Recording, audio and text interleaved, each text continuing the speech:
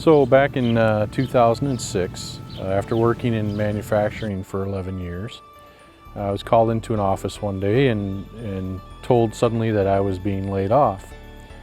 And I remember at that time thinking about the 5 stages of loss that, anger for me went really, really quick. And I went right into a denial stage. And mainly I went into denial because the 2 guys sitting across the table from me hadn't been at the company for as long as I had combined. And then I had to go home and tell my wife at the time that suddenly I was no longer employed. And so, I was very angry pretty much for all day through that whole process. And then I suddenly realized, after 11 years and not having a vacation, that first week of being out of work, it was kind of a relief. And I got to the second week and I suddenly realized that depression had set in and I didn't want to get out of bed. It was tough looking for a job and trying to get back to that level of where I was employment-wise and financially.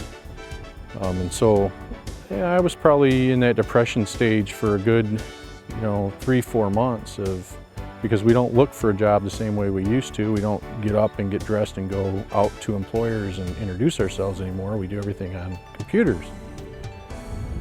And then after that, I realized that I started bargaining with myself. So it was a matter of, I just need one interview.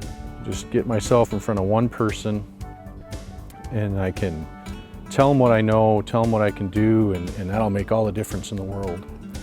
And after about a year of going through the depression and the bargaining aspects of things, acceptance set in, and I realized that if anybody was going to do anything about my situation, it was going to be me.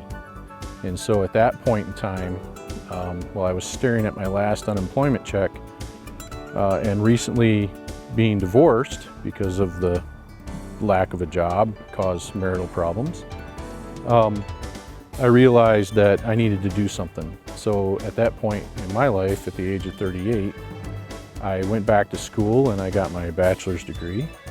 And then after getting my bachelor's degree, I decided I would keep going and I ended up getting my master's degree.